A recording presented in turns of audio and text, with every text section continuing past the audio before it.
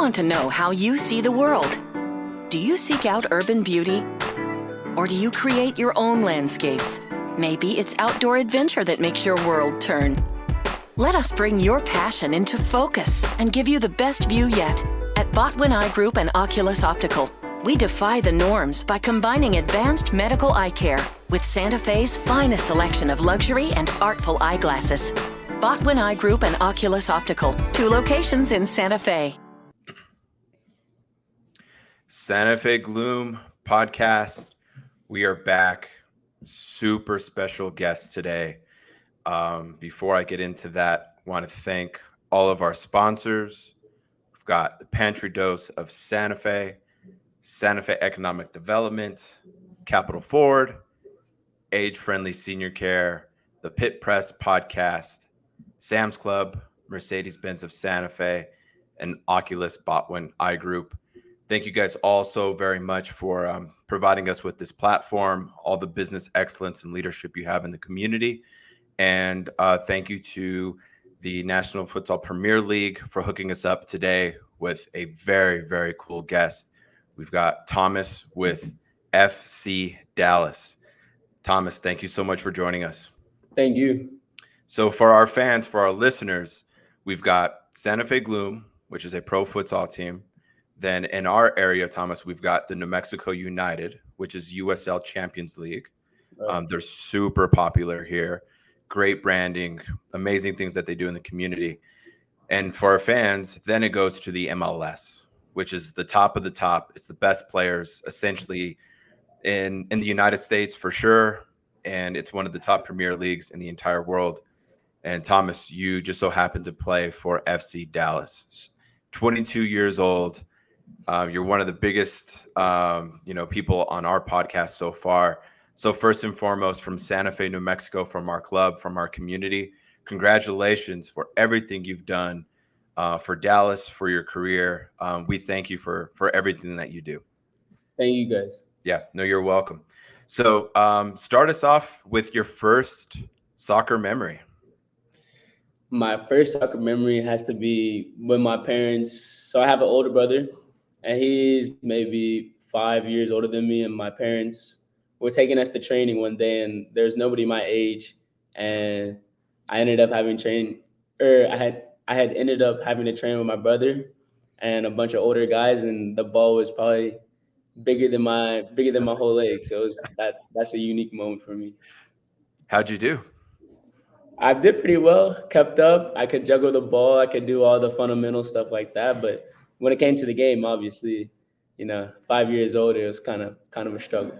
For sure. Were you one of those players that was like gifted from the very beginning, or did you kind of have to work up to it? I'd say, yeah, I had talent, but also I put in the work after training, or just whenever I have free time. I'm always putting in work to make sure that I stay in the top shape and stay at a very competitive level.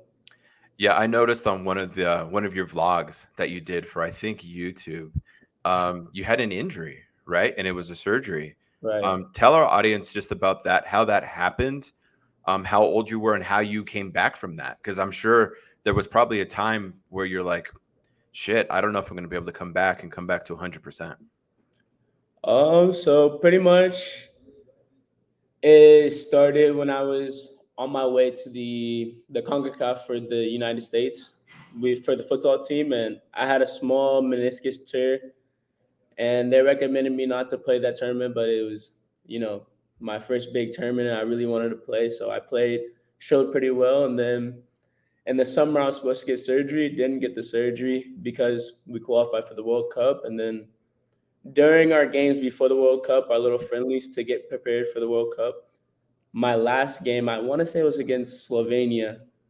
I was taking on a player 1v1, and I stepped wrong, and I tore my ACL. Thankfully, I was able to play. I just had to tape it up, take a little bit of meds, and just, work on my strength throughout the tournament of the World Cup, and I got to play the World Cup, thankfully. And after the tournament, I couldn't play with my club team, Paris Sakasa. So I had my surgery in Paris, and then the recovery, it was long. But, it's a grind. It's one of my testimonials. And I just feel like it made me the player that I am today and the person. And that was in 2021, is that right? Yes, the Okay. beginning of 2021. I had the surgery in January of 21. Got it. So I'm going to share our screen for one of the games that you played in right here and talk us through this experience. This was the CONCACAF, and we had the opportunity to qualify for the World Cup. I want to say the first time in 13 years. So it was a big achievement and such a big platform to showcase your talent and be able to play at the next level. And so playing at this tournament, it was just really eye-opening that everybody in the world plays futsal at a high level, and there's so much talent, and you get to see how you match up. So it was pretty cool. And you started in this game, right? I think I saw you running out there. I did start in this game, and I think I scored. I want to say I scored twice in this game. Yeah, I definitely saw one for sure. Maybe I'm mistaken. It's okay. Your goal celebration made up for the second goal that you thought you had. No, this is great. And when you got the call for the futsal, to say that, hey, you're going to be on this team, I mean, who did you speak to next? Your friends, family? Because I'm sure that was a great moment. I want to say I called my mom first, my mom and my dad. I told them the news. Actually, I was in Brazil when I heard this news. So they called me. They're like, hey, want you to come try out for the national team, want you to come train. And at the time, I was playing with Santos, the U19s, and we were playing in the Paulista. So super exciting moment. I called my mom, called my dad. They're so proud of me. And then I called these amazing twins that I know that introduced me to the sport, Manuel and Esteban. When I was a kid, they had a residency called City Futsal, and it was great. The training was top. Was that in your hometown in the Dallas area? That was in my hometown, Dallas area. It was in Carrollton, Texas. And how has futsal transformed your game? Because when we're talking about like the Argentinas, the Brazils of the world, they're balling out in the World Cup, and they start with futsal. Right. So futsal, as you can see, it's really small. The court's really small, heavier ball, and it's just a lot more movement on the field. So you have to always be on your toes, always paying attention. I feel like it builds your IQ to know what you want to do next with the ball. And the most important thing that it teaches you is how to keep the ball, how to maintain comfortability with the ball and not be able to lose it up in tight spaces. And I feel like in the outdoor game, there's times where you're gonna have to use the skill set that I've learned in futsal, keeping the ball in tight areas, to exploit and be dynamic in the final third. Yeah, no, it's amazing. That was a great play there. Yeah, I think we're getting closer to your goal. Let's see. Yeah, it's coming up in a couple seconds. Yeah, I played soccer my whole entire life. And when I got introduced to futsal, like in a more formal stage, was probably about 3 or 4 years ago. And I was like, oh, that's interesting, because a lot of players sometimes don't know what futsal is, right? Because we're just in the United States, we're playing the outdoor game. But then I got to thinking of it, and I'm sure your story is pretty similar. It's like, no, I've been playing futsal all my life, because when you just go outside and you just go onto the parking lot or the pavement and hit the ball against the wall, or you're playing at recess at school, you're playing 5v5, right? Right. So, I mean, that's essentially futsal, So I think we're getting to it now. Let's see. Let's see. I'm fast forward just a bit. Do you remember these games? I do. Yeah. I do. Great memories. I love this. There he is.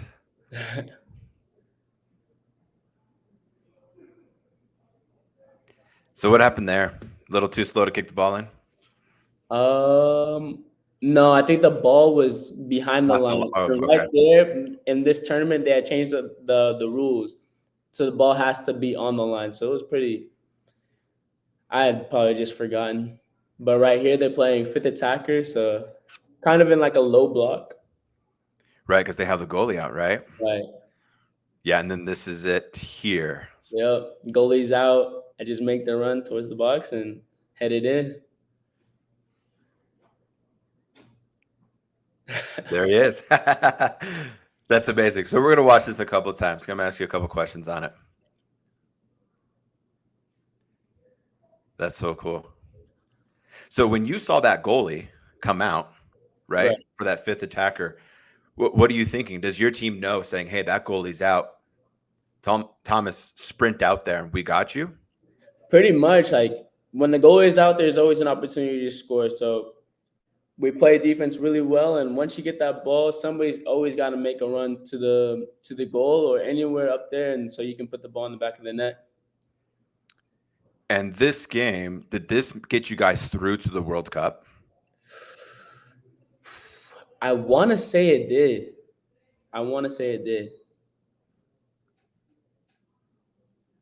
Yeah, we'll watch this. Ooh, that's a good goal. We're going to have you on again, and we're going to talk about the World Cup experience. Okay. I definitely wanted to touch on that Argentina game. That was eye-opening. Yeah, no, those guys are good. Did they end up winning? They did. Yeah. Yeah, no, definitely eye-opening. We're going to watch this goal one more time.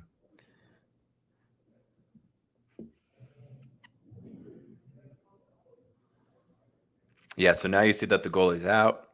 Mm-hmm. And right now for our listeners, basically they're desperate. That's why they have the goalie out. Right. Make that run. Boom. Goal celebration, I'll give you an A+. That's great. Super cool, man. That's great. I mean, that's legacy. It's awesome. So fast forwarding now to the future with FC Dallas, being a professional soccer player. When you found out that news that they signed you, what went through your mind? I was happy. I was very happy to hear the news after the season with North Texas that I had, and to go into the room and them telling me that they're going to sign me an FC Dallas contract. I was extremely happy, extremely grateful, but I knew that was only the beginning, and I just want to keep working and pushing forward to my next goals. What exactly did they tell you? Did they call you into a room? Do they call you? Do they text you? Like, talk us through like those details. Did you see it coming? Oh, to be honest, I didn't see it coming, but I knew, like, if you do everything that you're supposed to and you like keep your focus down and have a goal and work towards that goal every day, there shouldn't be a reason why you shouldn't achieve your goal, you know? So at the end of the season, we have meetings, and it was my turn. They called me into the room, and extremely nervous because everybody was in that room, and I wasn't sure what to expect. And they told me what a great way to end the season last year, and that we want to sign you to the first team. And I was extremely excited for that. Yeah. And was that like a make or break moment? Like, are they saying that they're not going to sign you, or was it like just a check-in visit? Walk us through that process. Like, what was just going through your mind, and like what they could potentially tell you, right? Right. So they could tell you, good job this season, but we're going to go a different direction, and thank you for your time at North Texas. It's time for you to find a new club or find a new profession, whatever. Or they could tell you that you're going to sign for a first team deal, or they can tell you that you're going to stay with North Texas for the next year, and we'll see from there. So it is kind of a make or break moment, but I don't think if they told me no, that I was going to have to find a new team, it would have been okay. Would have put my focus down and refocus, regroup, and get back to the drawing board and try again. Right. But they signed you. They did. Yeah. So congratulations. Thank you. Yeah. And then on that one, similar to the futsal call up, when you made the FC Dallas team, who did you call? Who did you talk to? I called my mom and my dad they were the first. And then I called. What did they tell you? They were just extremely proud of me. They're excited, happy. They took me out to dinner. So it was a great moment. Yeah. No, that's amazing, man. I mean, I think like that's just something that you're always going to remember really for the rest of your life, right? Right. And what's it like being a professional soccer player in Dallas? I I love it. I'm home, but I feel like there's more to achieve, and every day you just gotta come in with your mindset that you're gonna kill it every day, and that you still have somewhere to be at the end of the day. This isn't the end all be all. So you gotta come in, do your job, be professional in every aspect, on and off the field, and just keep your head down, stay humble, and keep working. Yeah, when you were, let's say, 12 or 14, what was your goal in terms of professional soccer? Like, where did you want to reach to? To be honest, I didn't have a goal for professional soccer. Okay. My goal was to play in the FIFA World Cup Okay. and to play futsal at the highest level overseas. Yeah. So you accomplished that with the World Cup with futsal, correct? I did. Yeah. What I was going to say, my follow-up question was if your career goal was to play for FC Dallas, let's say, because you've mentioned this a couple times already, that you're not done, like you still have, that fire and that engine to keep going. I mean, a lot of people would just stop at FC Dallas and say, I'm good. I've made it, which I think is a huge accomplishment. But what I'm picking up from you is that you still want to get to those higher levels, those higher clubs. Why? Because I'm never satisfied. I know the sky's the limit, and I know if I keep pushing myself, I stay on track, I can reach anything that I want to achieve. So I feel like there's a lot left for me to reach, like playing with my national team, playing in a Champions League, and playing at the highest level of soccer there is. And how do you get there? What are the next steps? Again, obviously you've reached a high pinnacle, but now how do you go from being like an A+, right, to that A+? What are those steps that you're doing during the season or the off season to making that next level? You can start off by taking care of your body, making sure that you're healthy throughout the season, so that you can have a standout season, so that those higher up clubs or your agent can reach those higher up clubs and tell them like, yo, this kid's ready and this kid needs an opportunity. But really, you just gotta focus on yourself and make sure that you're doing everything that you can to reach that level. And what was the one moment that you're like, holy cow, I made it to the MLS? What was that moment? Like either walking into a stadium, or what was just that one moment you're saying like I'm here? I would say whenever we played St. Louis, Okay. it was crazy to me. Did you start that game? I didn't. No. I came off the bench. Okay. Yeah. And I think you guys lost 3-2 or something like that. Something like that. I really can't remember the score. And what was in that moment that made you think like I'm in the big leagues right now? What was it? I'd say the fans. The fans were talking. The fans are great over there at St. Louis, and the bright lights over there. The stadium was packed, and just like the whole dynamic of the stadium over there, it just was like, wow, it feels unreal. So playing over there feels crazy. And who was one of like the most famous players that you played against? I would say Messi.